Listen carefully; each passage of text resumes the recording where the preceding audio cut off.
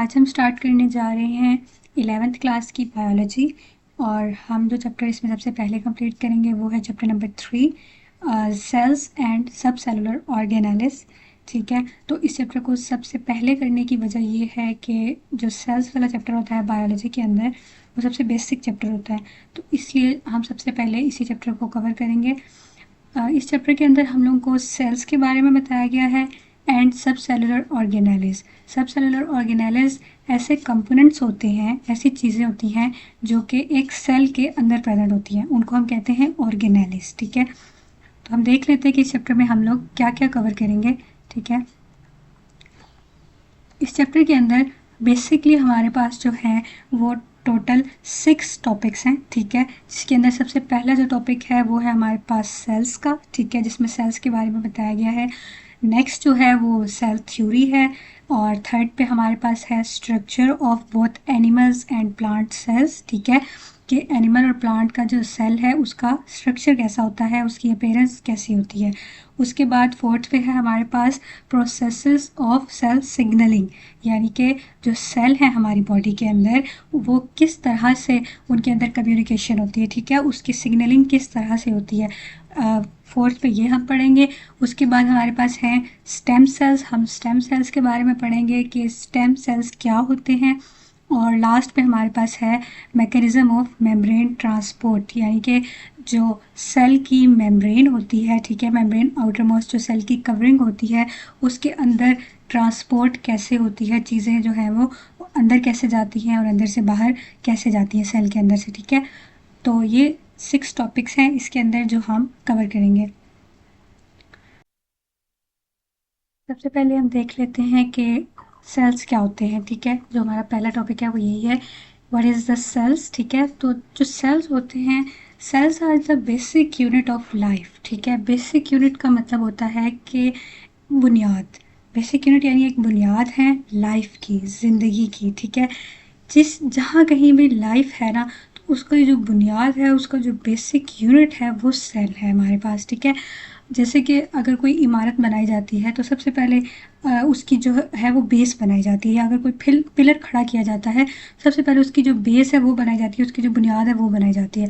तो जो लाइफ है, जो ज़िंदगी है, ठीक है, उसका जो बेसिक यूनिट है वो हमारे पास है सेल्स। ठीक है, सेल एक ऐसा स्मॉलेस्ट यूनिट है जिसके अंदर ज़िंदगी पाई जाती है। ठीक है, लिविंग ऑर्गेनिज्म जितने हैं उनके पास लाइफ है, वो जिंदा है। ठीक है, प्लांट्स के पास लाइफ है। तो जो सबसे स्मॉलेस्ट ऐसी चीज़ है जिसके पास लाइफ है वो हमारे पास सेल है। ठीक है, तो जो सेल है वो बेसिक यूनिट है, वो बेसिक बिल्डिंग ब्लॉक है। ये जितने लिविंग ऑर्गेनिज्म हैं वो सब इन्हीं सेल से मिलकर बने हैं। तो सेल जो है वो एक सबसे स्मॉलेस्ट ऐसी चीज़ है जिसमें लाइफ जो है वो एग्जिस्ट करती है।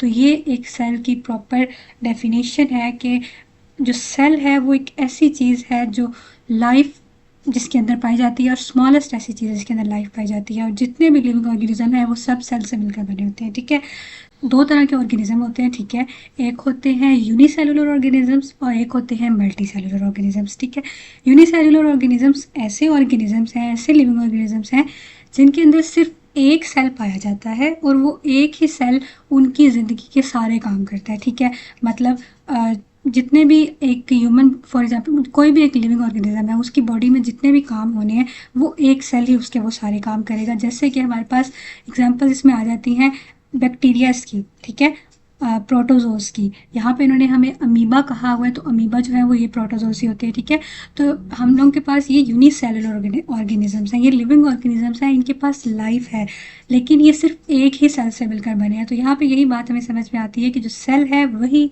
लाइफ का बेसिक यूनिट है। ठीक है, दूसरी हमारे पास आ जाते हैं मल्टी सेलुलर ऑर्गेनिजम्स। इसमें कौन से ऑर्गेनिजम्स शामिल हैं? इसमें शामिल हैं ह्यूमंस, प्लांट्स, एनिमल्स। ठीक है, क्योंकि हमारी जो बॉडी है, ह्यूमंस की जो बॉडी है वो ट्रिलियन ऑफ सेल से मिलकर बनी है। हमने ये बात 9th क्लास में भी पढ़ी थी। तो हमारी बॉडी के अंदर बहुत से सेल्स प्रेजेंट हैं और बहुत से टाइप के सेल प्रेजेंट हैं। ठीक है, और ये जो सारे सेल्स हैं ये आपस में मिलकर वर्क करते हैं, तब जो है वो हम जिंदा हैं। ठीक है, तो इंसान को या प्लांट्स को या एनिमल्स को ज़िंदा रहने के लिए ये जो मल्टी सेलुलर हमारे जो मल्टीपल सेल्स हैं ये सारे मिलकर वर्क करते हैं और इसकी वजह से हम लोग ज़िंदा हैं, ठीक है। तो हमें ये बात समझ में आई कि एक यूनिसेलुलर ऑर्गेनिज्म के अंदर एक सिंगल सेल अपना काम कर रहा है, जबकि एक मल्टी सेलुलर ऑर्गेनिज्म के अंदर मल्टीपल सेल्स अपना काम मिलके कर रहे हैं। यहाँ पे जो सेकंड पैराग्राफ है इसके अंदर उन्होंने हम लोगों को प्रॉपर्टीज़ ऑफ लाइफ बताई है, ठीक है। बेसिक प्रॉपर्टीज़ ऑफ लाइफ कि जो भी चीज़ हयात है, जो भी चीज़ ज़िंदा है, उसके अंदर ये कंसीडर किया जाता है कि 7 बेसिक प्रॉपर्टीज़ होंगी तभी उसको लाइफ कहा जाएगा, ठीक है। और वो प्रॉपर्टीज़ क्या क्या हैं, ठीक है। हमारे पास उसमें है मूवमेंट, जो भी चीज़ ज़िंदा है वो मूवमेंट कर सकती है, ठीक है, ये उसकी एक प्रॉपर्टी है। जो चीज़ मूवमेंट कर सकती है वही चीज़ ज़िंदा है ना, उसी के पास लाइफ है। दूसरा है हमारे पास रेस्पिरेशन, जो सांस ले सकती है वही चीज़ जो है वो ज़िंदा है। होम्योस्टेसिस कर सकती है। होम्योस्टेसिस का मतलब होता है एक कि अपनी जो इन्वायरमेंट है, अपने इर्द गिर्द का जो इन्वायरमेंट है उसके साथ एक बैलेंस बना के रखती है। यानी कि अगर बाहर बहुत ज़्यादा टेम्परेचर अगर 50 पे भी चला जाए, ठीक है, या 60 पे भी चला जाए, तो भी जो अंदर ह्यूमन बॉडी का टेम्परेचर है वो एक रेंज के अंदर रहता है ताकि जो ह्यूमन बॉडी है वो नॉर्मली वर्क कर सके। इसे हम होम्योस्टेसिस कहते हैं। फोर्थ पे आ जाता है ग्रोथ, ठीक है, कि ग्रोथ जो चीज़ बढ़ती है वही उसी के पास लाइफ है, वही लिविंग है। नेक्स्ट है हमारे पास रिप्रोडक्शन, तो जो चीज़ रिप्रोड्यूस करती है, 1 से 2 में कन्वर्ट होती है, अपने नंबर को इंक्रीज़ करती है, वही लिविंग है। उसके बाद है एक्सक्रीशन। एक्सक्रीशन का मतलब है कि बॉडी के अंदर से जो वेस्ट प्रोडक्ट होते हैं उनको रिमूव करना। तो जोन सा ऑर्गेनिज्म एक्सक्रीशन कर रहा है वो भी लिविंग है। और जो लास्ट है हमारे पास वो है न्यूट्रिशन, यानी जो जो भी चीज़, जो भी लिविंग ऑर्गेनिज्म जो न्यूट्रिशन हासिल करता है उसी के पास लाइफ है, वही लिविंग है। तो ये हमारे पास लाइफ की बेसिक प्रॉपर्टीज़ थी। तो स्टूडेंट्स, हमने जिन बेसिक प्रॉपर्टीज़ की बात की है, जो सेल्स हैं, सेल्स के अंदर ये सारी जो प्रॉपर्टीज़ हैं लाइफ की ये प्रेजेंट होती हैं, जो कि ये बताती हैं कि जो सेल है वो एक लिविंग ऑर्गेनिज्म है, ठीक है। तो अब हम वन बाय वन इन सारी प्रॉपर्टीज़ को देखते हैं कि किस तरह से सेल ये परफॉर्म करते हैं ये सारी एक्टिविटीज़। सबसे पहले इसमें है हमारे पास मूवमेंट, ठीक है। तो हम जानते हैं लिविंग ऑर्गेनिजम्स जो हैं, ह्यूमंस जो हैं, वो मूवमेंट कर सकते हैं, ठीक है, एक जगह से दूसरी जगह जा सकते हैं, चल सकते हैं। एनिमल्स मूवमेंट कर सकते हैं, ठीक है। तो इसी तरह जो हमारे पास सेल्स हैं, सेल्स भी मूव कर सकते हैं, ठीक है। तो यहाँ पे हमारे पास इन्होंने कुछ एग्जांपल्स दी हैं जिनमें हमारे पास स्पर्म सेल्स की एग्जांपल है, वाइट ब्लड सेल्स की एग्जांपल है और ऑर्गेनेलिस की एग्जांपल है, ठीक है। तो सबसे पहले हम देख लेते हैं कि स्पर्म सेल्स जो है वो किस तरह से मूव करते हैं। जो स्पर्म सेल्स होते क्या है, स्पर्म सेल्स है बेसिकली रिप्रोडक्टिव सेल्स, ठीक है, मेल्स के अंदर प्रेजेंट होते हैं और ये जो है ये मूव कर सकते हैं फ्लैजिला के ज़रिए से। फ्लैजिला एक टेल लाइक स्ट्रक्चर होता है या एक हेयर लाइक स्ट्रक्चर होता है, ठीक है, जो कि हेल्प करता है स्पर्म सेल्स को मूव करने में, जैसे कि बैक्टीरिया के पास भी फ्लैजिला होती है जिसकी मदद से वो मूव करता है। तो दूसरी हमारे पास इसमें एग्जांपल है वाइट ब्लड सेल्स की। जो वाइट ब्लड सेल्स हैं ये हमारे ब्लड के अंदर प्रेजेंट होते हैं। हमारे ब्लड के अंदर बेसिकली 3 टाइप के सेल्स प्रेजेंट होते हैं।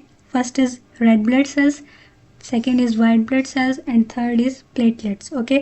तो ये जो तीनों सेल्स हैं ये तीनों मूव कर सकते हैं, ठीक है। लेकिन जो हमारे पास यहाँ पे इन्होंने वाइट ब्लड सेल्स बताया, तो जो वाइट ब्लड सेल्स हैं वो उनका क्या काम होता है। वाइट ब्लड सेल जो है वो ब्लड के अंदर मूव करते रहते हैं और इन्फेक्शंस के साथ फाइट करते हैं। यानी कि अगर हमारी बॉडी को कोई बैक्टीरिया या वायरस का अटैक हो गया है तो जो वाइट ब्लड सेल्स हैं उनका ये काम है कि वो उस वायरस के साथ लड़ेंगे, उस बैक्टीरिया के साथ लड़ेंगे और हमारी बॉडी को इस इन्फेक्शन से बचाएंगे। यहाँ पे हम रेड ब्लड सेल्स की भी एग्जांपल लिख सकते हैं कि रेड ब्लड सेल जो है वो भी ब्लड स्ट्रीम में ट्रेवल करते हैं, ठीक है, और क्या करते हैं, हमारी जो बॉडी के डिफरेंट पार्ट्स हैं उन सब को ऑक्सीजन प्रोवाइड करते हैं, ठीक है।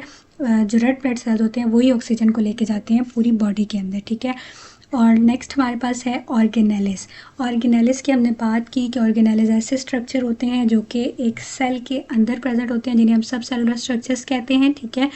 और सेल के अंदर विद इन द सेल ये ऑर्गेनेलिस जो हैं ये भी मूव कर सकते हैं जब इन्होंने अपने वाइटल फंक्शन जो है उनको परफॉर्म करना होता है। ऑर्गेनेलिस में हमारे पास क्या क्या आ जाते हैं, हमारे पास राइबोसोम्स आ जाते हैं, हमारे पास लाइजोसोम्स आ जाते हैं, ठीक है, हमारे पास न्यूक्लियस आ जाता है, हमारे पास माइटोकॉन्ड्रिया आ जाता है। तो ये जो सारे ऑर्गेनेल्स हैं ये भी मूव कर सकते हैं with in the cell.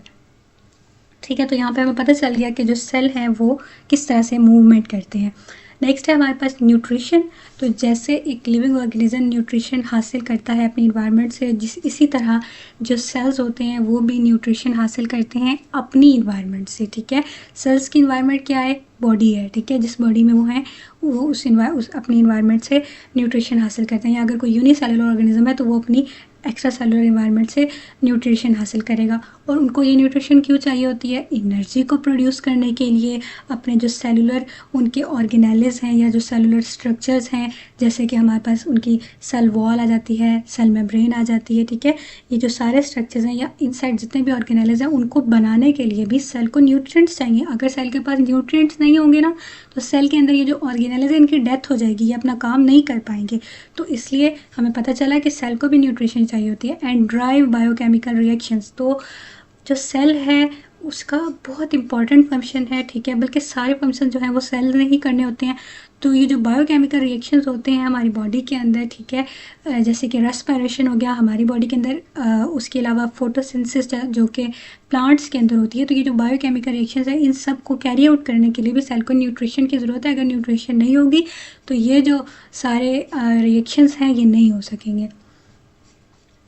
Next है हमारे पास रेस्पिरेशन। ठीक है, रेस्पिरेशन का वैसे तो मतलब होता है सांस लेना। ठीक है, ये जो हम सांस लेते हैं, ब्रीथिंग करते हैं, ठीक है, तो उसके अंदर रेस्पिरेशन आ जाती है। वो रेस्पिरेशन हो रहा है। यहाँ पे जो सेल्स के लिए हम रेस्पिरेशन की बात कर रहे हैं, ये एक ऐसा प्रोसेस है जिसके अंदर जो सेल है वो एनर्जी प्रोड्यूस करता है। सेल अब जब लिविंग ऑर्गेनिज्म, फॉर एग्जांपल अगर हम ह्यूमन की बात ले लेते हैं, ह्यूमन की एग्जांपल ले लेते हैं, तो जो ह्यूमन जो है जब वो खाना खाता है, ठीक है, तो जो वो खाना खाता है वो बिल्कुल जब बॉडी में जाता है उसकी ब्रेकडाउन होती है, वो टूटता है, टूट के वो ग्लूकोज में कन्वर्ट होता है।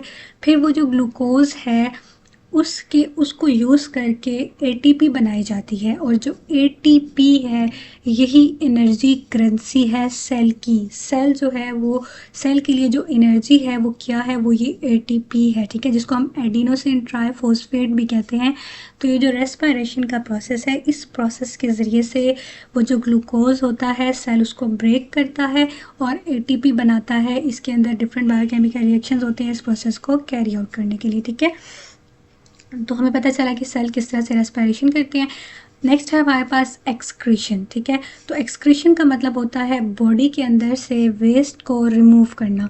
इस बिल्कुल ह्यूमन बॉडी की तरह, एनिमल्स की तरह जो हमारे सेल्स हैं वो भी वेस्ट प्रोडक्ट्स को अपने अंदर से रिमूव करते हैं। और वो किस तरह से करते हैं? डिफ्यूजन के ज़रिए से और एक्टिव ट्रांसपोर्ट के ज़रिए से। इस चैप्टर के अंदर जो हमारा लास्ट टॉपिक है उसके अंदर हमने यही पढ़ना है कि जो सेल की मेम्ब्रेन है उसके इर्द गिर्द ट्रांसपोर्ट किस तरह से होती है। तो ये जो डिफ्यूजन एंड एक्टिव ट्रांसपोर्ट है ये हम वहाँ पढ़ेंगे। ठीक है, तो ये वेस्ट को रिमूव किया जाता है और वेस्ट को रिमूव करने की वही वजह है कि अगर वेस्ट को रिमूव नहीं किया जाएगा तो वो अंदर टॉक्सिक बन जाएगा और वो उसकी वजह से सेल की डेथ हो सकती है। ठीक है, तो इस तरह से सेल एक्सक्रीशन करते हैं कि अपने अंदर की चीज़ों को बाहर निकाल देते हैं डिफ्यूजन और एक्टिव ट्रांसपोर्ट के ज़रिए से। डिफ्यूजन का वैसे मतलब होता है कि किसी चीज़ का एक हाई कंसनट्रेशन से लो कंसनट्रेशन की तरफ मूव करना। ठीक है, एक ज़्यादा तादाद की तरफ से स्मॉल क्वांटिटी की तरफ मूव करना। और एक्टिव ट्रांसपोर्ट का मतलब होता है कि मूवमेंट होगी लेकिन कम तादाद से ज़्यादा, यानी कि लो कंसंट्रेशन वाले एरिया से हाई कंसंट्रेशन वाले एरिया की तरफ होगी और इसमें एनर्जी यूज़ होती है। ठीक है, तो एनर्जी को यूज़ करके एक्टिव ट्रांसपोर्ट होता है। जबकि जो डिफ्यूजन है वो नॉर्मली होती है कि अगर हाई कंसंट्रेशन से लो कंसंट्रेशन की तरफ, यानी कि किसी चीज़ जो कि हमें पता है कि अगर एक साइड पर चीज़ ज़्यादा हो और दूसरी साइड पर चीज़ कम हो तो वो उस गैप को कंप्लीट करने की कोशिश करती है। हाई से लो में आना आसान होता है, लेकिन अगर लो से हाई पे जाना है तो लो से हाई पे जाना है तो एनर्जी की ज़रूरत होती है। ठीक है, उसके बाद है हमारे पास नेक्स्ट होम्योस्टेसिस। तो हमने बात की कि होम्योस्टेसिस का मतलब होता है एक स्टेबल इंटरनल इन्वायरमेंट। ठीक है, हमने लिविंग ऑर्गेनिज्म की बात की थी, ह्यूमंस की बात की थी कि ह्यूमन बॉडी का अंदर का जो इन्वायरमेंट है वो स्टेबल रहता है, उसको स्टेबल रखना ये होम्योस्टेसिस कहलाता है। ठीक है, कि अगर इन्वायरमेंट में कोई चेंजेस हो रहे हैं उसकी वजह से बॉडी के अंदर कोई ऐसे चेंजेस ना आ जाए। मतलब अगर बाहर का टेम्परेचर बहुत ज़्यादा हाई है और अगर अंदर का टेम्परेचर भी उतना ही ज़्यादा हाई हो जाए तो फिर इंसान की डेथ हो जाएगी। लेकिन ऐसा नहीं होता, होम्योस्टेसिस होती है हमारी बॉडी के अंदर, लिविंग ऑर्गेनिजम्स के अंदर, जिसकी वजह से उनका जो अपना टेम्परेचर है अंदर का वो स्टेबल रहता है। तो जो सेल्स हैं वो भी इसी तरह अपना जो इंटरनल एनवायरनमेंट है उसको स्टेबल रखते हैं, ठीक है। वो उसको स्टेबल रखते हैं किस तरह से, by regulating the movement of substances across their membrane, ठीक है। तो वो मतलब कि जो उनकी सेल का जो स्ट्रक्चर है उसका जो इंटरनल एनवायरनमेंट है, अगर उसको हम लोगों ने उसको स्टेबल रखना है, ठीक है, तो उसका यही तरीका है कि ये रेगुलेट की जाती है मूवमेंट को। मतलब अगर बाहर से सेल के अंदर कोई मतलब ट्रांसपोर्ट हो रही है, वाटर की ट्रांसपोर्ट कह लें, सेल के अंदर अगर वाटर आ रहा है तो अगर वाटर इतना ज़्यादा आ जाए कि बिल्कुल वो रुक ही नहीं रहा और सेल जो है उसकी वजह से बहुत ज़्यादा वो स्वेल हो गया है, तो इस तरह तो सेल की जो है वो डेथ हो जाएगी, सेल बर्स्ट कर जाएगा। इसलिए सेल्स जो है वो भी होम्योस्टेसिस करते हैं, रेगुलेट करते हैं, इस चीज़ को देखते हैं कि वो जो बाहर से चीज़ आ रही है वो इस क्वांटिटी में ना आए कि वो सेल को डैमेज कर दे, ठीक है। तो ये होम्योस्टेसिस सेल भी परफॉर्म करते हैं। नेक्स्ट वन है हमारे पास ग्रोथ, ठीक है। तो जिस तरह ह्यूमन्स ग्रो करते हैं बिल्कुल इसी तरह जो सेल है वो भी ग्रो करते हैं, ठीक है। और उनको ग्रोथ के लिए न्यूट्रिएंट्स की ज़रूरत होती है, जैसे कि हमें ग्रोथ के लिए न्यूट्रिएंट्स की ज़रूरत होती है, एक बच्चे को बड़ा होने के लिए न्यूट्रिएंट्स की ज़रूरत होती है, ठीक है। तो जो सेल है वो बिल्कुल इसी तरह ग्रोथ करते हैं और जो अपने सेलुलर कंपोनेंट्स हैं उनको बनाते हैं, ठीक है। उसके बाद है हमारे पास रिप्रोडक्शन, ठीक है। तो जो सेल है वो भी रिप्रोड्यूस करते हैं, ठीक है। जैसे कि ह्यूमन्स रिप्रोड्यूस करते हैं, जैसे कि एनिमल्स रिप्रोड्यूस करते हैं। रिप्रोडक्शन का मतलब होता है एक से एक 1 से 2 में कन्वर्ट होना, ठीक है, एक तादाद में इंक्रीज होना, ठीक है। तो जो सेल्स हैं वो किस तरह से रिप्रोड्यूस करते हैं, सेल दो तरह से रिप्रोडक्शन करते हैं, ठीक है। एक को हम कहते हैं माइटोसिस और दूसरी को हम कहते हैं मियोसिस। माइटोसिस क्या होती है, माइटोसिस जो है ये नॉर्मल सेल्स के अंदर होता है, ठीक है। जबकि जो मियोसिस है वो सिर्फ जो हमारे सेक्सुअल सेल्स होते हैं, रिप्रोडक्टिव सेल्स होते हैं, मियोसिस जो है वो रिप्रोडक्टिव सेल्स के अंदर होती है, ठीक है। जबकि माइटोसिस जो है बॉडी के बाकी सारे सेल्स के अंदर होती है। तो इसके ज़रिए से क्या होता है, इसके ज़रिए से जो एक सेल है वो अपने आइडेंटिकल डॉटर सेल्स में कन्वर्ट होता है, ठीक है, फॉर ग्रोथ एंड रिपेयर। मतलब अब जब एक बच्चा छोटा होता है तो उसकी बॉडी के अंदर थोड़े सेल्स होते हैं, क्योंकि और फिर उसके बाद जैसे जैसे उसकी ग्रोथ होती है, जैसे जैसे वो बड़ा होता है तो उसके जो सेल्स हैं वो भी माइटोसिस करते जाते हैं, उनकी भी तादाद एक से ज़्यादा में बार बार चेंज होती रहती है। और इसी तरह रिपेयर, अगर बॉडी पे कोई कट लग जाता है, ठीक है, किसी जगह से जब कट लगता है ना ह्यूमन बॉडी के ऊपर, तो उसकी जो सेल्स होते हैं वो उस जगह से उनकी डेथ हो जाती है। अब आहिस्ता आहिस्ता हम देखते हैं कि जो ज़ख्म है वो आहिस्ता आहिस्ता ठीक होता है। आहिस्ता आहिस्ता ठीक होने का क्या मतलब है कि वो जो सेल हैं वहाँ पे माइटोसिस करेंगे, अपना आइडेंटिकल डॉटर सेल्स को प्रोड्यूस करेंगे, ठीक है। और फिर वहाँ से आहिस्ता आहिस्ता जब सेल्स की प्रोडक्शन इतनी ज़्यादा हो जाती है कि बिल्कुल नॉर्मल हो जाती है, तो तब हमारा वो ज़ख्म ठीक हो जाता है। तो ये रिपेयर के लिए माइटोसिस होती है। जबकि जो मियोसिस है वो बेसिकली रिप्रोडक्टिव सेल्स के अंदर होती है और इसके अंदर गैमीट्स प्रोड्यूस होते हैं सेक्सुअल रिप्रोडक्शन के लिए। तो यहाँ हमने देखा कि किस तरह से जो सेल है वो प्रॉपर लाइफ की सारी करेक्टरिस्टिक्स, जो बेसिक प्रॉपर्टीज़ हैं, उन सबको शो कर रहा है।